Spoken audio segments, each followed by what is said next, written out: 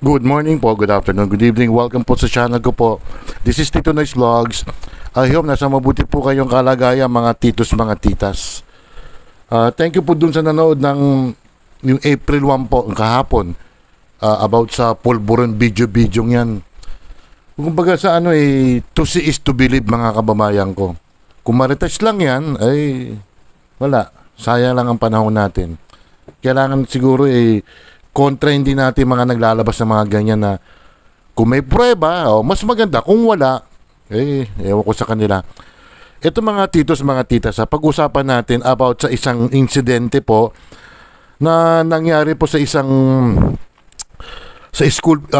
po sa may Bulacan po, mga titos, mga titas. This is about taekwondo po mga tungkol sa taekwondo po ito Bago ko po ako nag-vlog about this issue na to, ako'y nagtanong-tanong muna sa mga expert po.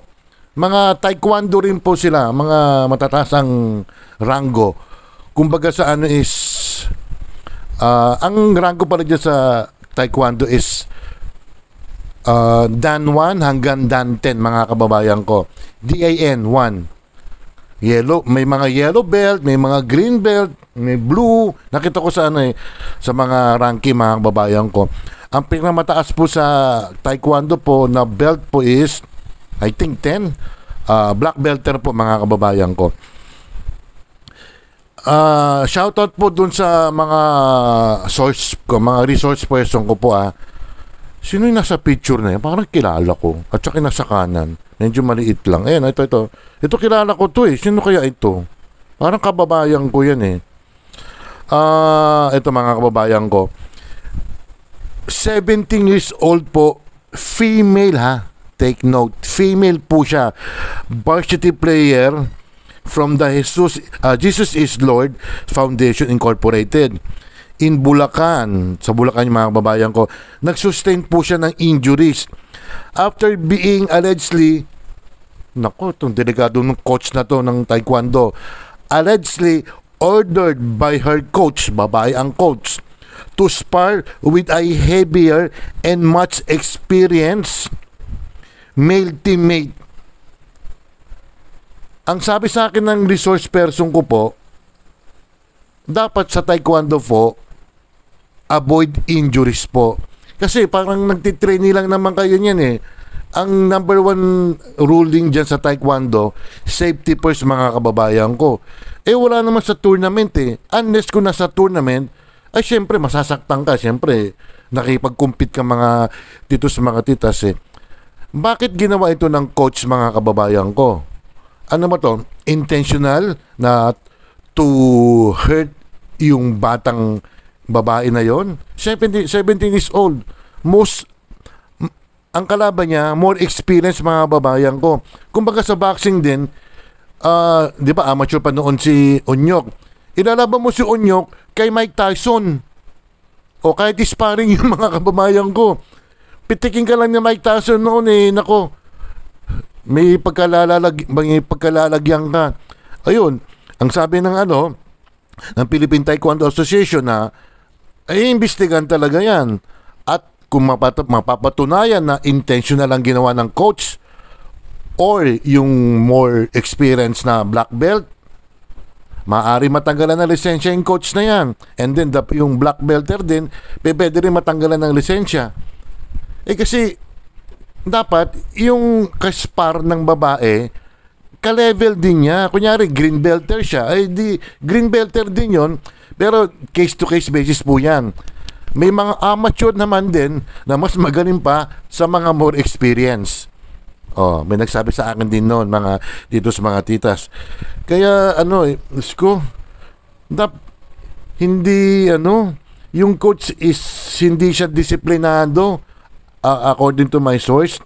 Bakit mo ilalaban isang amateur sa isang more experience? Nagtitraining lang yung babaeng 17 years old na and then ilalaban mo sa professional. Parang professional na rin, black belter mga dito sa mga titas Ayan, kaya ang mangyayari nito, maglo-launch ng investigation ang Philippine Taekwondo Association nag-sustain nga yung as reported yan, the 17 years old female O, timo, yellow belter, tama pala ako, yellow or green belt, to.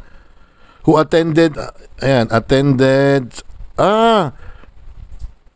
Jesus is Lord College Foundation Incorporated. Sa mga Villanueva itong school na to. O, tama. Jesus is Lord. Sa may Bukawi, Bulacan, mga kababayan ko, eh.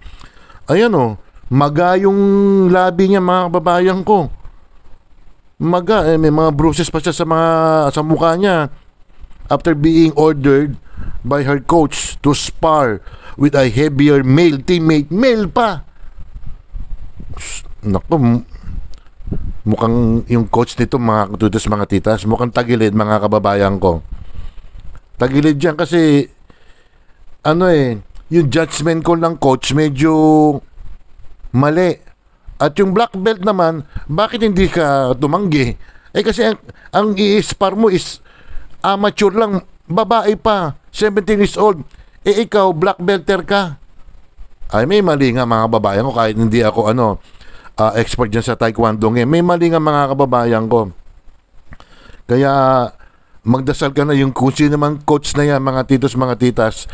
Wrong judgment call, mga kababayan ko. Diyos ko, baka yan ang kabuhayan mo. Kung sino ka mang babaeng coach ka na sa taekwondo. O, paano yan? Pwede bang masuspend ka lang? O much worst case scenario, matanggal ka sa trabaho mo, ma-revoke ang lisensya mo sa pagtuturo ng taekwondo. Hindi nag-isip yung coach, mga titos, mga titas. Kaya tama yung resource person ko, eh. Tito Noyce, hindi nag-isip yung coach noon, mga hindi na inisip yung discipline. Kasi sa taekwondo, mga babae ko, discipline dyan. Umiiwas sila sa injuries nga. Hindi ko na pwede ipakita nasa kanan, eh. Kilala ko rin nasa kanan na yan, eh. Taga Ilocana yan, eh, yung resource person ko. Kaya medyo nagkamali yung coach dito. Nako, pasensya ka na kung sino ka mang coach ka na.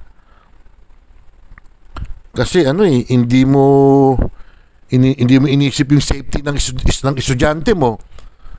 Ano bang gusto mong mangyari? Intentional na saktan yung estudyante mo na 17 years old na babae, ha? And then ilalaban mo yung lalaki. Siguro ako 5'9" ako. Ako yung black belter. Ang kalaban kong babae 17 years old. Ang height is only 5'1". Di ba?